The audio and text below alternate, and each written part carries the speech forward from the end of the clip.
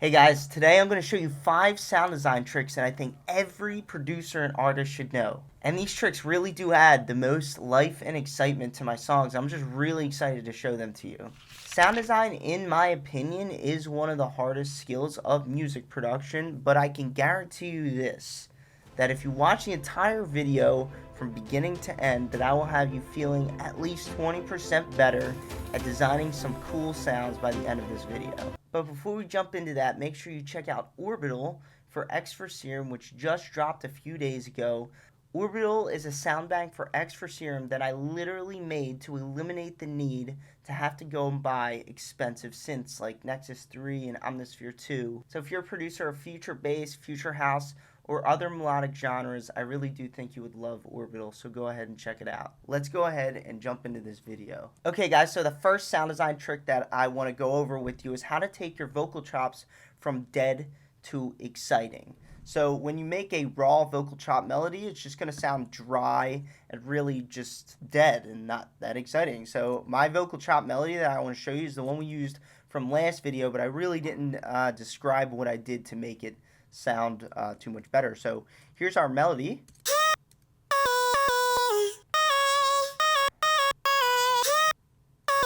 So the first thing I actually did was I up pitched it a whole octave. So originally the vocal sounded like this. And you could use it in that octave, but I like high-pitched melodies whenever I could pull them off. Now, not all the time you're going to pull off a high-pitched melody. Sometimes it just ends up sounding weird, but if I could pull it off, I'm going to pull it off. So step 1, transpose it up an octave or down an octave and see if you can get some really cool sounds. Step 2 is to alter the formant with some sort of formant or pitch shifter. So I like using Soundtoys Little Alter Boy. A great free alternative to this is if you come into Logic, go to Pitch, and then Vocal Transformer. It actually does something very similar, but in its own way. And so the way that I like to use these pitch shifters and formant transformers is they start out at 0, and they all have a mix knob, and this is where the magic really happens right here. So by default, the mix is going to be all the way up. And when you change the formant, you're actually kind of making it higher pitched and more screaming, but it's not actually adjusting the pitch. The pitch is here. The pitch is the note. So we can make it even higher pitched. So listen to how high pitched that sound is. That's a little high though. Like, even though I like the formant, like I like the pitch of it, it's still a little high. But what we do is you adjust the mix so that we get some of what it sounded like before Alter Boy and some of what it sounded like after Alter Boy. So here's All the Way Wet. And that is just how you get a multi-dimensional sound in your vocal chops. So step 2 to making your vocals more bright is obviously to add reverb. I like to use vintage Valhalla reverb, but you don't need to use a third-party reverb. You could use your stock reverbs and you'd be totally fine. Step 3 is to add some saturation. And this saturation just brightened up the reverb, and that's what I liked about it. And then OTT, which makes everything a bit bigger.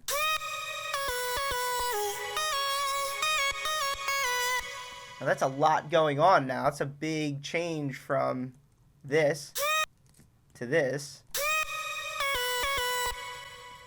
This step is the most important, I think, and that's the side chaining. Side chaining, there's a fine line between too much side chaining and not enough side chaining. And what side chaining does is it adds movement within your other instruments. So in this case, we have my kick. Every time the kick happens, it ducks away the vocal chop. That's what I do to take my vocal chops from dead to bright.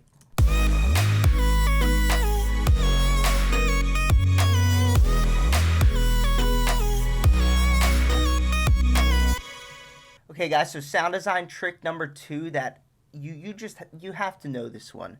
It's a reverse reverb trick. Now, a reverse reverb trick you could use with any instrument you want. And what they do is they just introduce the sound before the sound actually happens. So we have a vocal here with a couple chords. Truthfully, you'll be all mine, all mine, all mine.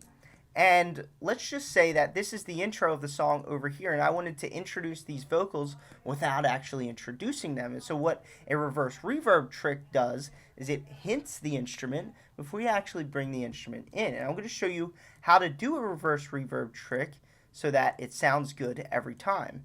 What you don't want to do when doing a reverse reverb is get too many notes involved in the original sample. So it's not like I could take this phrase and then add a reverb to it. Although sometimes it sounds good, it's a lot easier just to take a single note.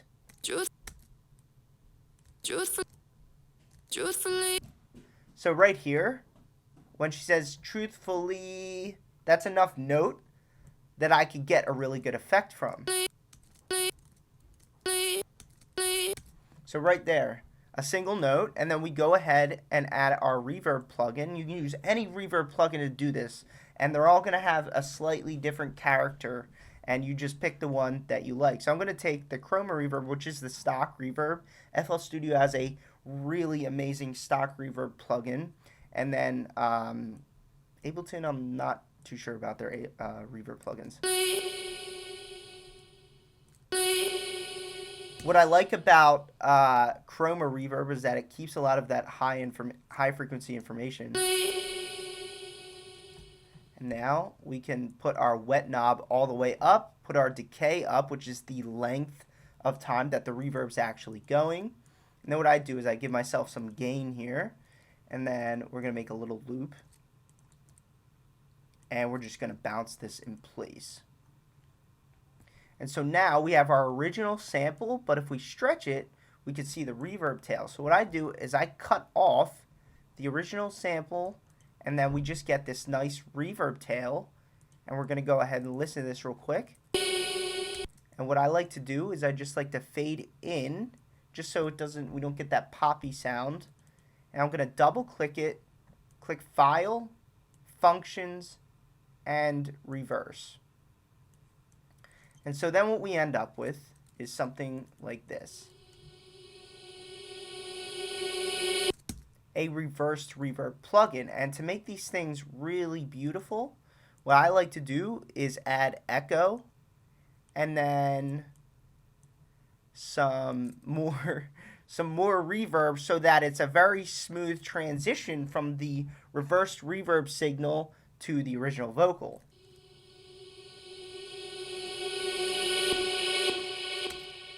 Obviously we got too much wet there, but then what we do is we line this up with the front of the vocal. This might take you a little bit to line it up just so it sounds smooth. Truthfully, you'll be all mine, all mine, all. And then we could, what I like to do is just overuse them if I can. It doesn't always sound good to overuse them, but. All mine, all mine. Truthfully, you'll be all mine. And then you get that, oh my god, just stunningly beautiful sound. For this next trick, I'm going to show you how to make your basses really pop and just come to life and fill out the stereo image.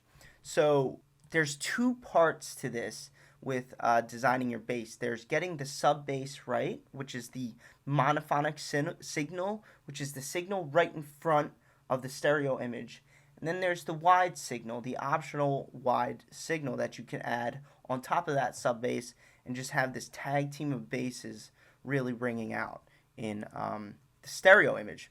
So step one with bass design is to establish a good sub bass foundation and then to build on top of it. So if I had a bass line here,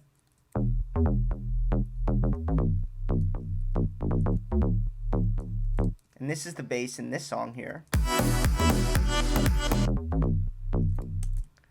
always start with that solid foundation. And then the reason I'm showing you this imager is if you look, this is a completely monophonic sound. It's just going straight to the center of the stereo image. But to make this bass really come to life, we can add what I like to call a character bass, or just a higher pitched bass that we can fill out the stereo image with.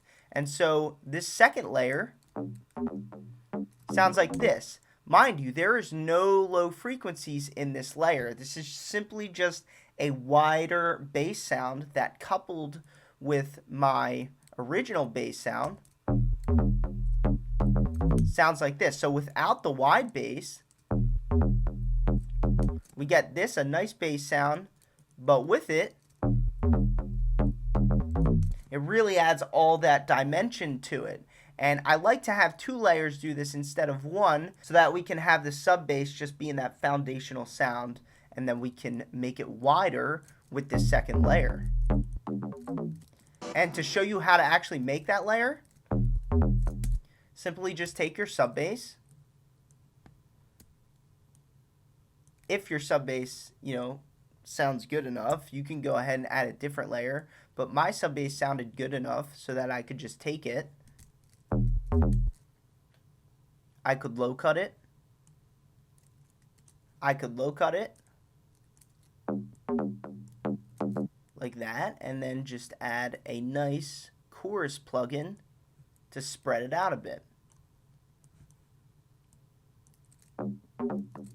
And just like that, you get a nice wide bass layer that just sounds really, really cool.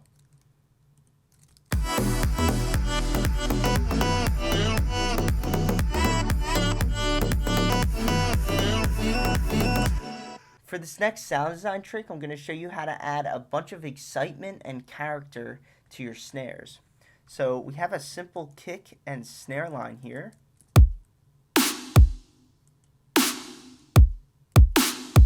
And of course you could keep it like that if you want, but what I always like to do is add layers to them to bring a lot of character. So I have this.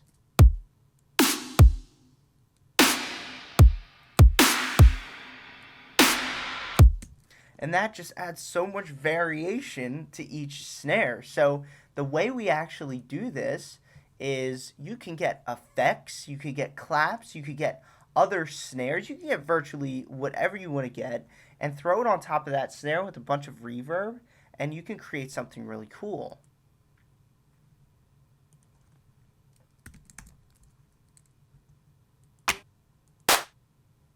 So for instance, I have this simple clap here, and we can add this onto every other snare.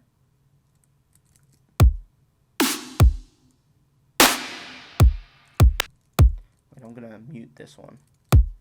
And then what we can do is we can add some reverb. And what I like to do is just go crazy with this layered reverb and make it real short but high wet. So short decay, high wetness, and then you could pick like some weird preset. That wasn't intense enough.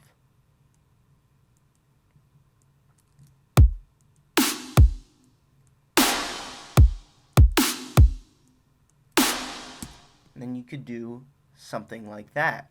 What I like to do is take it a step farther. This is what I learned from listening to a lot of Illenium, is that sometimes all 4 of his snares in the loop sound a little bit different from one another. So what we could do is we could get some weird sounds and just throw them in there as well.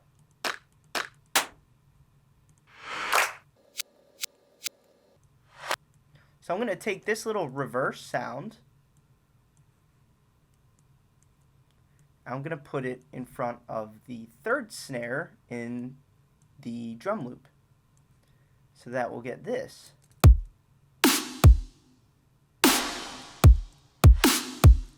That sounded really cool.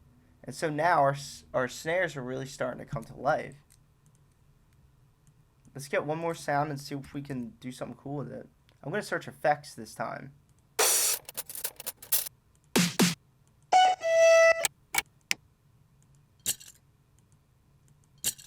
See, something like this, little weird crunchy sound. I could just take this and add some reverb to it.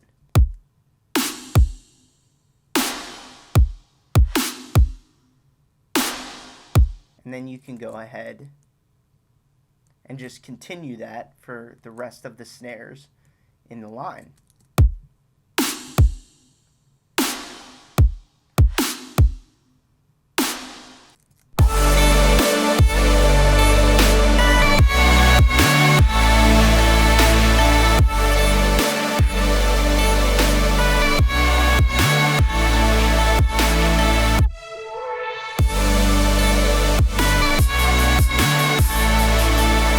So for this final trick I want to show you, it's how to add a little bit of excitement to your basses, especially in the melodic genres where the bass is driving a little bit more of the energy of the song. So we have this drop here.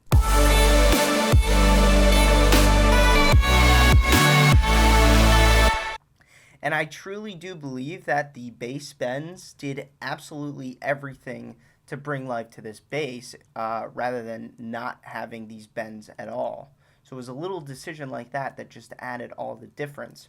So the bass sounds like this. And by default, it was like this.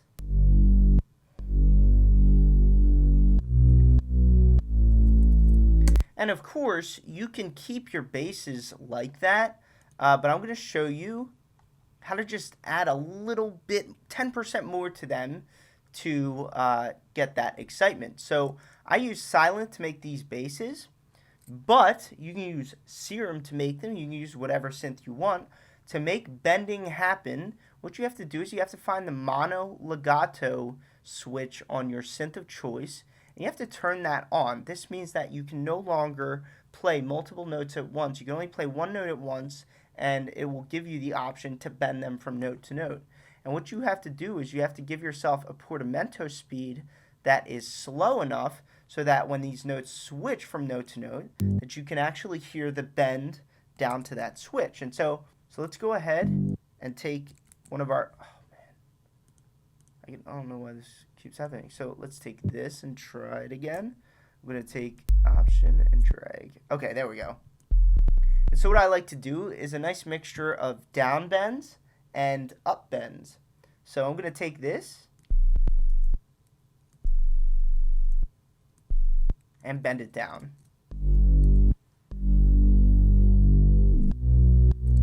So we get that nice bend right there. And then the next bend that I like to do,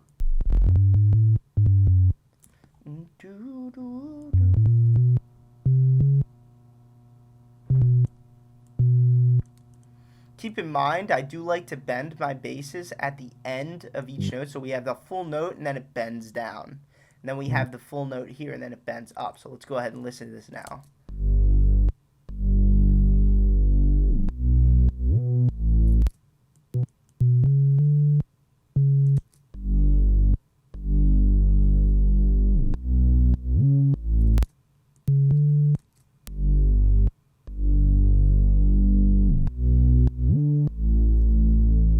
It just makes it sound so cool and makes that bass come to life. Like, instead of a stagnant bass, it just makes the bass say, hey, I'm here. Alright guys, if you enjoyed that video and would like to learn more about sound design, melody writing, chord writing, and every element of music production, come join me in my EDM Bootcamp. My EDM Bootcamp is not just a 6-week course that will teach you everything about music production, but it is also a back-end chat forum where you can ask me any questions you would like to and share as many of your songs with me as you would like so that I can give you feedback on them and continuously help you grow as a producer. The link for the bootcamp is in the top of the description below, and I look forward to seeing you in there.